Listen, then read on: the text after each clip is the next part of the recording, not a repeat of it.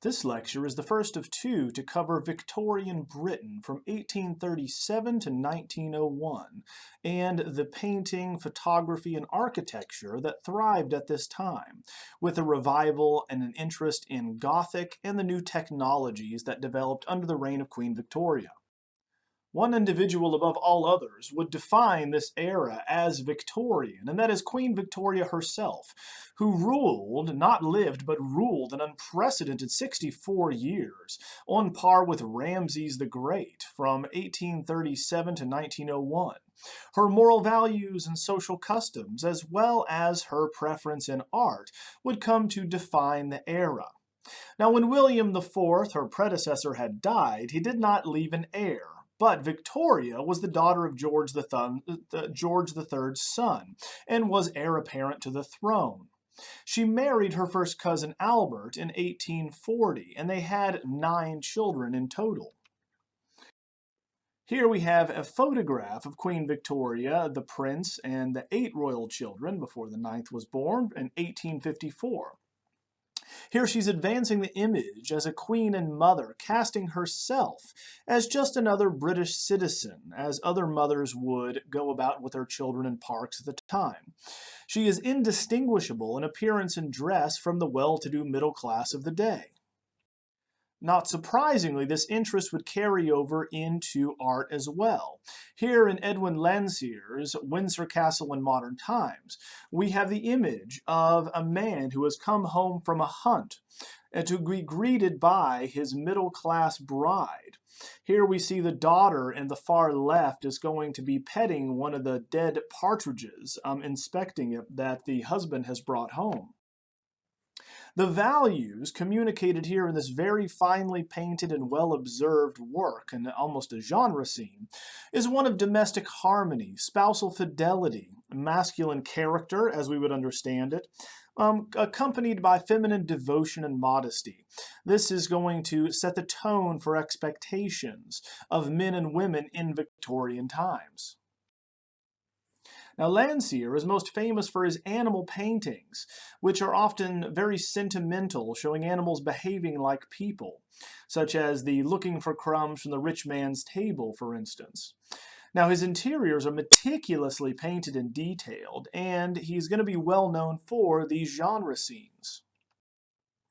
You wouldn't know it from the painting, but the economic pressures from the Industrial Revolution had rearranged the social structure of Britain. Masses of laborers are going to move to the cities and join peasants at the bottom of the social structure. Here, where there's a vast difference between the upper class, just seen a moment ago in the interior space, and the lower class. The upper class here we have are industrialists, and now competed with the aristocracy on what they could actually commission and do. Now, there was new legislation that was passed in 1842 during Victoria's reign that tried to limit a lot of the abuses that were happening and forbade employment in the mines of women and children under the age of 10. In 1846, she also levied the Corn Law, taxing imported grains, though it was going to be repealed. Now, this did little for Irish peasants whose crops had failed in 1845 to 46. 500,000 of them died as the British government refused to do anything and bail them out, hence the mass migrations. Now, reform was slow in coming, but around this time, and the engravings produced by Gustave Doré, who here is going to show the difference in the classes in garden parties and slums, we have a burst of legislation to try to address these issues. First, we have the Factory Act of 1878 that limited the work week to 56 hours. Now, other such acts and legislation were aimed at improving housing, hygiene, and even education for the lower classes and the poor. The Victorian middle class controlled politics and the economy, taking it away from the aristocracy. They informed culture as the main producers and consumers at the same time. Now, this is going to be at the same time that we have advanced popularity in the novel with authors like Walter Scott, Charles Dickens, and George Eliot. Now this would set the tone for the fine arts as well, as the Royal Academy moved to a new building in Trafalgar Square that was shared with the National Gallery. Here we would have summer annual exhibitions. Now, as in Paris, this is the place to be seen and to see art, and it was important for artists' exposure to exhibit here.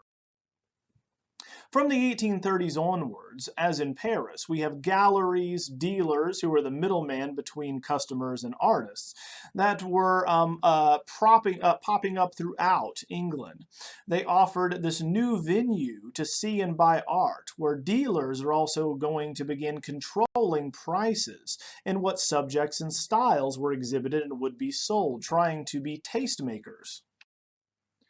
The middle-class buyers are eventually going to replace the gentlemen collectors of yesteryear with the Grand Tour. Now, they lack the broad view of the history of art acquired on the Grand Tour, and instead preferred genre paintings, narrative scenes, landscapes, animal paintings, and portraits, all of which do not require as much understanding of what has happened before in art and are directly accessible, and in general are still preferred by the public today. Now, this was just enough to decorate the walls of one's home, so this must be the context in which we understand most Victorian art. Now, there's a move away at this time as well from history painting and towards sentimental romantic scenes from modern life history and literature. These would be exhibited in paintings such as Richard Redgrave's The Poor Teacher of 1845. It was so popular there were 5 replicas produced for collectors. In the image, we have a poor teacher in a schoolroom eating a simple meal at her desk. Her black dress that she's wearing shows us that she is in mourning. Her husband has died, and she holds a letter from home. This relates to Charlotte Bronte's Jane Eyre, and a novel of young woman teacher who is alone in the world and longs for love. So it is in a genre that people would be familiar with, and the sentimentality was appreciated. Now, this is also in the Dutch genre tradition, but is much clearer for viewers to read, whereas Jan Vermeer, in his series with women reading a letter at an open window, and those like it, there is an opacity to reading the woman's disposition and how she is feeling. Is it a letter relating good news or bad news? Now, in a line in the exhibition catalog, we try to spell out how we should be interpreting these British works and these Victorian works. As it reads, she sees no kind domestic visage here. Therefore, she does not see her husband's face here. It is dark and a cavernous interior that we see, which equates to her loneliness and the ability to relate the story and anecdote clearly to the viewer. So here we do have poverty, but it is not brutal poverty, which would be repellent to the middle class like the Stonebreakers was. Instead, we have genteel poverty, in which you are sympathetic to the plight of this young widow. Turning to another uniquely British genre, here we have fairy painting, which had been popularized earlier by Fuseli, but is going to be fully developed in the Victorian age. Here, with Joseph Noel Paton, we have the Reconciliation of Oberon and Titania of 1847. In it, we see that, like Fuseli, it is taken from Shakespeare's A Midsummer Night's Dream. We see here the Victorian interest in the preternatural, the psychic, and the occult. Fairies and getting photographs of fairies was very popular. Now, in the 19th century, this relates to the views on photography as well as a magical apparatus that could see into the other dimensions. So very often you would have these photographs that would come back with multiple exposures that would look as though ghosts were present at the same time. You also have people faking fairy painting, fairy sightings with photography as well, seen here in the lower left-hand corner. So at this time, there is an overlap between science and spiritualism, as photography seems to, as they see it, register certain invisible rays. But this must be scientific because it is photography and not merely a painting from man's imagination. We see here that Oberon, the king of the fairies to the right, has fallen asleep, as has his wife Titania, after a quarrel they had. And so we're looking at a series here that are going to be carried on by Patton and other artists that appreciated the different episodes of the fairies in Midsummer Night's Dream. Here we have an exercise in the imagination, as with Fuseli, and this was what was admired by the British public and for collectors, was the inventiveness from what we saw earlier with Fuseli and coming up with, again, muscle-bound dwarves and wise men on a leash, to the different ways in which one can show fairies. Now, Richard Dodd, in the Fairy Feller's Masterstroke, also is going to be a painter of these fairy genres. In it, we have here the artist, a patient in Bedlam, which is the Royal Hospital of Bethlehem in London, so-called Bedlam. Now, he murdered his father in 1844 and was diagnosed as being schizophrenic. So here we have an interesting take on the fairy genre painting that's going to illustrate the horror vacui that so often can be seen in a Victorian design. Every inch of the surface is taken up with the flat tapestry-like design of these interlocking figures and the ground on which they stand. It lacks the same type of spatial progression and narrative contiguity that we see in Patton's reconciliation of Oberon and Titania. Instead, the inventiveness of the scenes are what matters, as we see the diminutive figures among the giant flowers here, centered on the feller, that is the man with the axe in the center. Now again, this is the definition of horror vacui, which is a fear of emptiness, which is common among schizophrenic patients. They must fill every single ounce of negative space. Now, the obsession with detail is also going to be attributable to this, but we will also witness this type of horror vacui coming up in graphic design in the era. Now, this is the same time as Lewis Carroll's Alice and the Adventures in Wonderland. And so we can see here the same type of interest in the fantastical and the imaginative. Turning now to landscape painting, we still have in it a very popular genre. Turner had been working in the 1840s, and interest had peaked in landscape with John Ruskin's modern painters, who called Turner one of the greatest landscapists ever because of the truth, quote unquote, seen in his paintings. Now, John Martin, in The Great Day of His Wrath of 1852, carries on this tradition, but also capitalizes on selling at the box office, as it were. So here we have an episode from Revelation 6:17, quote, "For the great day of his wrath is come," end quote. We have thunder and lightning and burning fires and boulders. The end of the world can be seen, as we have a huge chasm that opens up in the center of the painting, where small diminutive nude figures fall in screaming, whereas around them we see that the forces of nature are going to be exploding with erupting volcanoes and lightning. So this appears to relate to the sublime works of Turner earlier on, but is very different than Burke's lofty notion of the sublime. Instead of trying to showcase the awe of looking at nature, this is instead capitalizing on the contemporary special effects industry and popular entertainment, whereby we had panoramas, dioramas, magic lantern shows, all of which artificially produced sounds to precede the movies, to bring one into the effects one are seeing on the screen. The same is going to be said of any disaster movie that we have of late, in which we like to see the end of the world, just as we discussed earlier with British painting, and also selling by way of tickets for admission fee on the Pall Mall. Now, again, this was too large to sell to a middle-class market. No one's home could actually fit it. It's 9 feet wide. Therefore, it's going to be shown in exhibitions and marketed with these prints that can be purchased after seeing it.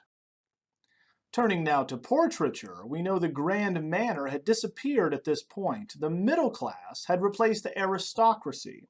So instead of Ms. Siddons's tragic muse, we would have a middle class sitter now in the market. So there's no market really for artists in painting portraits at this time. What replaces it, as one might expect, is photography.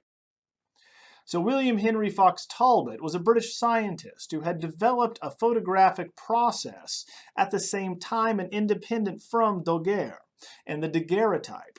In the 1840s, he had developed calotypes, which allows him to print on paper rather than silver foil. And what also differentiates Fox Talbot is that he could produce multiple copies.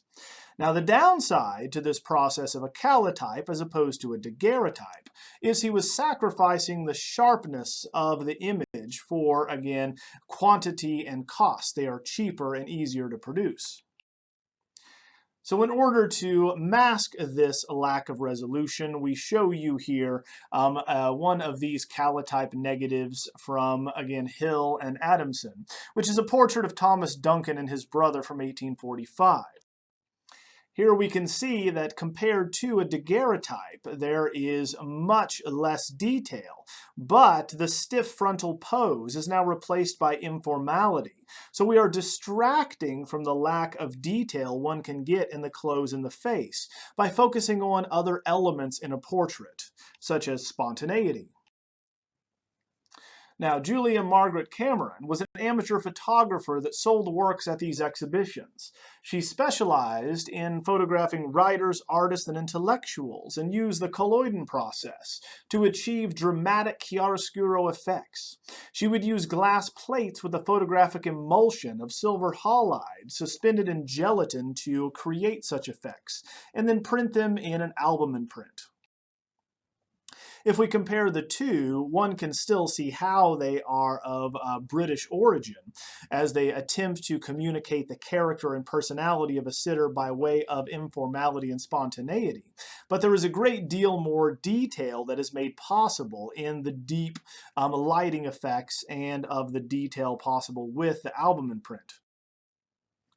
Now, this was suited to reflect the character of the sitter. Here we have an astronomer who is wide-eyed and once again has this untamed mane of hair. In the same way, she also would photograph other famous people, but it's in the tradition of Nadar in France. Now, in 1834, there was a fire that devastated London. Westminster Palace and the Houses of Parliament were completely destroyed. Thus, there's a competition held to rebuild the government after the Houses of Lords and Commons burned. Winning this competition would be Charles Barry, and also assisted by A.W.N. Pugin. They won the competition and bring back an eclectic historicist style married with a neo-Gothic appreciation. So today, the buildings of Parliament that we're all familiar with the pointed arches and spires, do reflect an interest in the Middle Ages and the Gothic. So we find that the essence or the effect of the facade leading up to the Thames River is going to look like a Norman church, for instance. The exterior, Barry would allude to here, is going to imitate late Gothic style Tudor England churches, such as Lincoln Cathedral, which are broad, flat, and have these pointed spires in the turrets. On the inside, Pugin, who's a Roman Catholic convert, believed the Gothic style was much more spiritually pure and thus moral. So this moral integrity he hoped to integrate into the interior that he saw lacking in the nudity often seen in classical art. So he brings in the best wood and stone carvers and metalsmiths, tile makers, all of which work together to craft a medieval-looking structure. Here we can see the effects in the ceiling, much like the perpendicular style with all the various ribs and bossing that is very common in the Gothic cathedrals of the later period. This looks a lot like Gloucester Cathedral and the kind of fan vaults as well. The emphasis on surface decoration is going to come to the fore on the interior of the structure. Now the vault, as seen here with the intricate spiderweb-like design, is going to have the same type of elements with these bosses, with these transverse ribs and the additional ribs that are not structural but instead are purely decorative. As well, in 1841, Prince Albert commissioned the decoration of Westminster Palace. Like Louis Philippe's Museum of the History of France, it attempted to raise or elevate art in Britain, which he believed had degenerated because of the middle class. Therefore, he chose fresco as it was seen as a high art medium. There were 12 artists selected to produce subjects from British history and literature, and a variety of styles used.